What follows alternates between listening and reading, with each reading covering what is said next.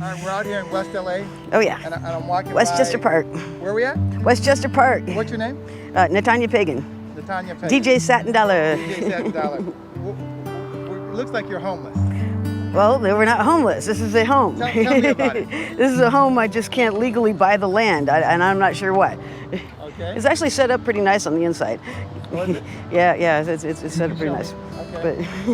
But I'd rather not. How long have you been here? Since U.S. Bank has been holding my money hostage, it's about 2 months now. Okay. Yeah, they have refused to release my money, and I couldn't pay my rent at the Air B&B, so I wound up out here. Didn't really have any other choice. How'd you locate this park?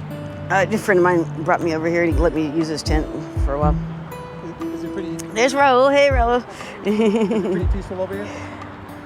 No, not always. So What is life like? Sometimes it gets pretty rowdy. We had a big fight that broke out the other day, and it has its moments. People getting into fights. There's all sorts of sketchy stuff going on. Who knows? And what was life like before you were homeless? It was actually going pretty good. I was really getting ahead with my business, a nonprofit that I inherited from my mom. And I was staying in the Airbnb over in the Westmont area, and it was looking pretty good. I had a nice stable address to work with, and I was all optimistic about the future, and then I couldn't pay my rent. Thank you so much, U.S. Bank. Please boycott that bank. It's just, I can't believe that they could get away with doing that. They're just holding your money like totally hostage. And check situation? Yeah. It just doesn't seem right. It's really unfair, and they haven't even contacted me or talked to me about the whole situation because I'd explained it to them. I had no idea that the check was going to bounce. I was assured that everything was fine, and anyways, big mistake. And it looks like you set up this area with trying to get support, at least from the community that you live with and the local community. Yeah, About, if people could donate things like brooms and rakes and anything we can use to clean this place up, I could probably mobilize some of these people to clean, especially if we can get some donations coming in to pay them. And it'd be very simple. Somebody donates some money, we give them a tax receipt so they get their money back, and I have something to recompense anybody that's working. And because they're not going to just do anything they want money like right then. It's got to be quick cash. Otherwise they can just go out and steal a bicycle. So to solve the stealing the bicycle problem, what you got to do is if somebody's got extra bicycles laying around, you donate the bicycles, we give you a tax receipt. I could actually give a tax receipt for over and above the value, because what we're going to do is most of them are going to be turned into art projects, like cars and stuff like that, turn them into actual art projects where it's going to be beautiful and murals painted on it and specialized designs and things. And then we take it and auction it off. Hopefully at like Sotheby's or something, and anybody that's been contributing to it, like at-risk youth or struggling artists or whatever, they can each get a portion of the proceeds. And even the person that donates it can get a portion of the proceeds. You were telling me earlier that you used to sing. You're in the industry. I still sing. Okay. I still sing. My voice is kind of rough right now. And what's your site out there? If people want to check out your site, what do you go by online? DJ Satin Dollar. I'm at Satin Dollar on Twitter. I'm on Facebook as Natanya Pagan, but you have to spell it N' Tanya, Tanya. But I think if you put in Satin Dollar, it'll come up with at least my links. I've got a Facebook page. And I've also got the Joy of Learning Center Facebook page, which is where the stuff is really happening. What's going on? That's where I'm trying to lay out all the ideas, but I have like so many. Like the neighborhood improvement project is where you pay the people that are living here to clean up the neighborhoods. Okay. And a homeless outreach, like going out to the various homeless camps and making sure that everybody is on the up and up. But the big one is the security. That's going to be the guardians, or I can call them guardians or guardian angels. Right. I consider the ones for the really tough crowds and the gangster neighborhoods and things like that. They're going to be the guardian devils, which is going to be a little bit different. Which is going to be the guardian angels could be like pretty much a general citizen or anybody that's maybe martial arts or something like that. Just give them extra protection to the businesses and the local residents. Make sure the kids are making it home safe, things like that. But also to oversee the projects. and I want some real like tough military guys coming in and cracking the whip on some of the like you can't have messes like this going on. It's like you got to get on top of it and like really making sure that people are keeping on the up and up and not like doing damage to the local people. How do you stay so optimistic with being homeless? I've been dealing with this for so long now. When my mom's last days, even though we had a house to live in, she had a house to live in. It was our house. I'd invested a lot of money in that house, and when I had to leave a house that I was staying in, I came home and I'm going to crash on the couch and everything will be fine. Like, no, you got 4 dogs, and the renters can't handle it, and we had this big, huge dispute about.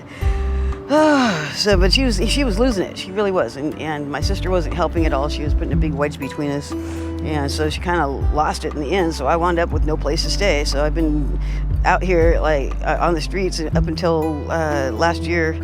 In April, I finally managed to get an Air B&B, and I stayed there the whole time. And then they decided to demolish it. Boycott Geneva Apartments. They're really evil. They really are. They bought all 4 houses right there in the corner, and it was a beautiful 90-year-old house, and they're just going to demolish it. Wouldn't even take into consideration its historical value or anything. And not only that, but they agreed. They gave me a cash settlement, but they agreed that they were going to pay 3 months rent for me. And came for the first week. Yeah, the first week was fine, and then after that, nothing. They completely shut me out, and I'm gonna have to sue them. They owe me about $5,000. They also stole some of my stuff that I had. Anyways, that's a lawsuit, but that's just pure evil. When I tried to talk to them about it, it was like, well, did you have anything in writing? And I'm like, you're not gonna live up to your own bargain, your own agreement? I have plenty of evidence of it, but still. How am I supposed to do that when I'm homeless? Lawsuits. I got so many lawsuits now. I want to sue U.S. Bank. I really should. Tell me something. How was your childhood? What was your childhood? It was pretty magical, actually. Even though I had some tough times, my family split up when I was 6. My mom had a nervous breakdown, and my sisters and brother were given up for adoption. And but I still managed to get them through okay. I was raised by my dad, and a lot of it spent up in the mountains, up in Shasta. Beautiful area, and just a lot of bugs and trees, and just about anything that I caught was my pet, except for the bat. They didn't like the bat that I brought home. I had all kinds of little pets, tadpoles and caterpillars. Okay, so you had a fun childhood. Yeah, and a lot of animals growing up too. So, and I love being back, as one with nature. I really want to get back to that. Why do we have to have apples shipped in from Guatemala? I just don't understand this concept. There's plenty of room to grow apple trees and orange trees. All this park should be filled up with trees that they're producing fruit. Why do we have to go to a grocery store and have it shipped in from some way far away in some other country? It just doesn't make any sense. This is so bad for the planet. I want to see city farms is one of my ideas. We're gonna have take a vacant lot or even an abandoned building and open it up and have it be a little miniature farm with like livestock and chicken and people can get the kids can come in and learn how to milk a cow and get to know Bessie and see if they still want to eat a burger after that. Outdoor type stuff. Kind of, yeah. It doesn't have to be outdoors. It could be indoors too. Think of this: if you took maybe a 5 or 6 story apartment or something that was all abandoned, and you sliced off the part diagonally that was facing the sun, that could be a multi-tiered organic garden. Or you could even have livestock in there too, and you could use hydroponics to have the water system down. All the rooftops could be gardens. Rooftop gardens. You could it would keep it cool in the summertime. Having the extra dirt up there, and then it would keep it warm in the winter. And all that space up there with all that sunlight is just going to waste. And you could easily feed your whole neighborhood with things like that. So that's what we'll be promoting, and the little tiny villages. So you got a lot of plans that you want to get going to get through this part of your journey. Yeah. There is money I'm working on. It's just a matter of time. So I have a business. I just don't know about the taxes yet. I gotta figure that part out. We are in California. I was the computer nerd. I was the one that did all the computers and getting the donations and the social media and stuff like that. So. If you could go back and change something about how you lived life, what would you change?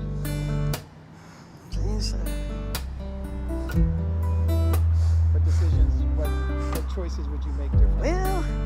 Well, I've had a pretty rough life, but I managed to get through it. I'm a real tough cookie. I've persevered. I don't think I had nearly an idea of what my actual, what I was really worth. You know, especially when I was younger. It's like now I feel like I'm really worth something. Even though I'm out here, I know I'm worth a lot. You know, I mean, not necessarily monetarily, but I mean, it's like I don't devalue myself like I did back then. So I had a really poor self-image growing up. A lot of it is because being picked on as a kid. But now I look back on it and I was like, they were picking on me because they were jealous of me. And I'm sure it's easy to lose value being homeless and being out here in the struggle. I'm sure for many it's hard to, they're using or they're trying to cope any way they can. That's really nobody's business. As far as, you know, it's like if they're not hurting anybody, then, you know, that's one of the backwards things about this whole society that really screws things up. It's like the whole way they got the laws set up and the police and everything. It's like, oh my God, how hypocritical can you be? I could go on and on about that. It's just ridiculous. A lot of this stuff needs to be changed. So I'm planning on sneaking my way into some government office, maybe even here. I noticed a vacant seat here in Westchester. Okay. You've been investigating it, huh? Yeah, I can kind of sneak in there, running unopposed. All it would take is one vote. It could happen. I mean, it scared the living daylights of a lot of people for a little while, but hey, some of these changes really need to happen. I mean, this country is so backwards. As far as I can tell, everything's run by demons. Making the laws and doing the medicals. You don't need a medical doctor. Even with the COVID, there's a simple cure for it. It's a germ fighter on eBay. You can get it for $10. And it has killed any cold, any flu, any bacterial infection, fungal infection. I've been using this stuff for years and it really works. So I'm not scared of COVID. I'm not buying all the hype. I don't trust this government enough to stick a needle in me with some mysterious vaccine. Really? What exactly is it changing? It would be altering your DNA for all you know. And I've actually heard theories about that too from actual doctors. Really? What does the typical, from your homeless community, what does the typical person feel about the vaccines? From what I've seen, most of them are kind of against it. Because again, we don't trust this government. How can you trust a government like this? I mean, they've been trying to kill me for years. I've been on disability since like 2001, and I haven't had a significant raise since 2007. And I'm still getting the same amount, and everything is like 10 times the amount of what it was. How on earth are you expected to live? Just to rent, there's no place I could rent by myself, you know, for less than $1,000. So right there, at the Air B&B I was staying at, I was paying $1,500 a month. You know, and I was having to really hustle and get little side jobs and stuff just to make ends meet, which, you know, I don't mind working and stuff, but still, it's when you're trying to run a business at the same time, it's really difficult. So, I mean, seriously, the only other way that you can not live is, it disgusts me every time I see, it's $650, $700, and you look at it, it's a shared rental. You gotta humiliate yourself and demeanor yourself by sharing a room with somebody. You know, you can't have your own privacy. It's like, could you at least like put walls in between? You know, if it's gonna be split up like that, just have it be a smaller space. And why are these people not giving you any opportunities to buy? You know, why can't we buy a piece of property? We're pricing these little pieces of land that we're finding, and easily for like maybe $200 or $300 a month, we could be owning a piece of property with a little tiny home on it. And these little storage sheds, and you can have the pre-manufactured one or make one by hand, have one built for you, and you'd be actually owning the property. You know, it would be little small lots, so that's what the whole tiny homes village is going to be about. Yeah, you were telling me only earlier, little small lots. You were telling me earlier about you want to get you know a little bit about real estate and how the game goes. I've been studying quite a while. You want to get your real estate license at some point. Yeah, or at least know enough about it to really know how to get the good deals and find the vacant lots that are for sale and just been sitting there for a long time. Somebody's losing money on it because it's a really bad neighborhood. That's the perfect spot to start, right there. Just make that into a little tiny village and watch how it spreads. You know, and then why can't you have something like the slums or the projects become a condominium? You know, why is it only the rich people that get to have that option? Why can't they buy the place? Because if you had ownership of the place, they're going to take much better care of their neighborhood and their surroundings, and it could be done through like even grants or donations to help subsidize the cost of it.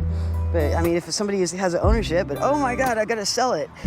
surely there's some way we can have residual income coming in for the person that is selling it. You know, maybe they could retain some sort of portion of it. I don't know. I'm still working on that part, but I'm sure I can come up with some way that they can keep getting money from it, because that's what they don't want to sacrifice having to lose all that money from the rental income. So if you can get some way to make it even more beneficial for them to sell the property, at least these people have ownership and they'll have much more respect for it. And people that are poor won't be homeless because they'll have a place that they can afford that they're buying. So for people watching this, are you looking to be self-employed, or are there employers that you'd be interested if employers wanted to contact you? I want to get to the point where I'm getting paid for my work. With everything I make, pretty much goes back into the business, and I have very little to show for it. I mean, I've got years and years that I've been putting into the business that I really haven't been compensated for yet. And I think I was just figuring out I might be able to get compensated for it, you know, by a tax receipt or something. If I submitted a tax receipt to the government saying I donated all this time, and they can pay me for it.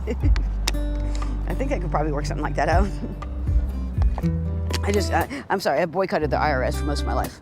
Okay. Because I really, they were not ratified in 1913 when they said that they were. And they're pretty much illegally taking money away from people. I heard they're ratified in maybe a few states, but still, people don't know that. And there's a guy that was paying $50,000 for anybody that could find a law that says you have to start paying taxes, because they can't do it.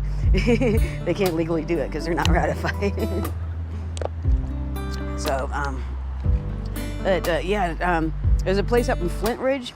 It's a road, a private road, paved. It's got utilities, it's got sewage, it's got everything that you need there, and it's $10,000. The mortgage payments would be, I think, $117 a month if you have like 4 little houses on that property. What do you pay? His mortgage payment is $25 for the land, and then, you know, maybe $100 a month for the storage shed. That's hella cheap. The electricity and that one's pretty sad. There's a place up by Beverly Hills. It's a $20,000 piece of property. It's a blank land, but that would appreciate really, really quickly. What's a typical day like for you when you wake up in this park? What's a day like for you? Usually trying to find a place to go charge my phone that's nearby, but I usually wind up having to go to Bristol Farms is awesome. I love them, but they're a little pricey, but boy, at least they let you charge your phone there. Oh, I see you have your little charger. Yep, solar panel, okay. Solar panel charger, and so really, being able to charge your phone or radio. Yeah, begging for change on the sidewalk, going out there with a sign, and doing a lot of stuff on my phone. You know, a lot of business stuff, and I do have some investments that I'm working on. I've got some Bitcoin investments, and I got some stocks investments that I'm working on now. What's the nicest thing someone's done for you out here? I put out the sign for asking for donations, and somebody dropped off $150 in cash. Which one of these signs was it? This one? I think it was that one over there. Is that one? Yeah, West Desert Park, Tiny Homes Village, yay! This is the sharing center, yeah. Yeah, somebody came and dropped off $150 in cash. I'm glad I'm the one that found it. Because if it had been anybody else that had run across it, then I'm sure it'd be gone. But I invested it into hiring some people. So has the public overall been polite and... Oh yeah, they come out every day, but they come out and they just drop stuff off. Oh, here's some food, here's some socks, here's whatever. They don't really stick around, you know. It's like, oh, here, let me just run away as fast as I can. And you don't know anything about us. You don't know what our story is. You don't like sit down and talk with us, or they treat us like a neighbor. You know, they treat us like a pariah or something just because we're poor.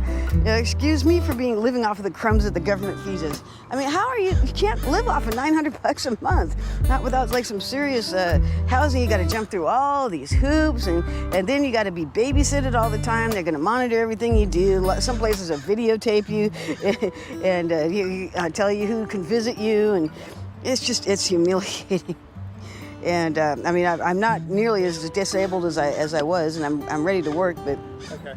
I want it to be with my business. You know, I really do. And it's not just a nonprofit. I also have a for-profit kind of for-profit business I'm trying to put together. I'm actually a relative of a very famous country music producer, and he passed away in 2015.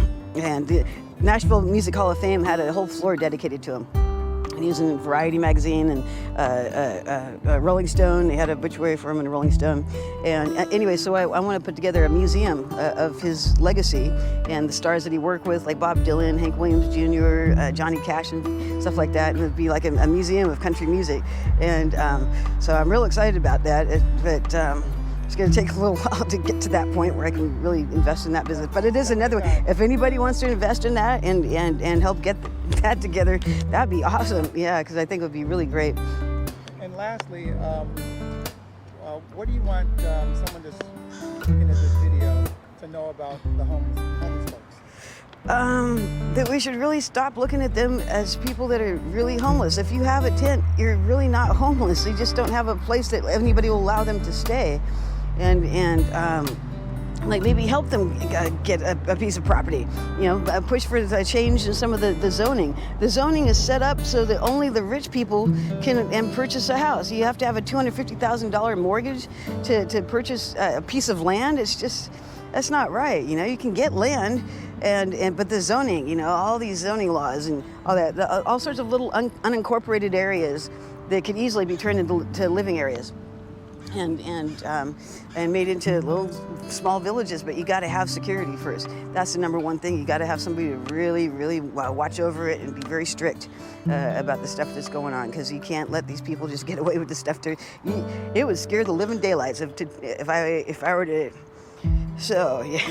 All right, well, you don't want stuff like that happening to your kids or your family. Totally. Well, I appreciate you telling me about your journey.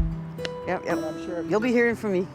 I'm stay positive. And I'm gonna be loud too. I'm gonna be loud, and I'm gonna have lots of parties and stuff, lots of events and stuff coming up to really bring some attention to these situations and to my ideas. Okay. Well, thank you.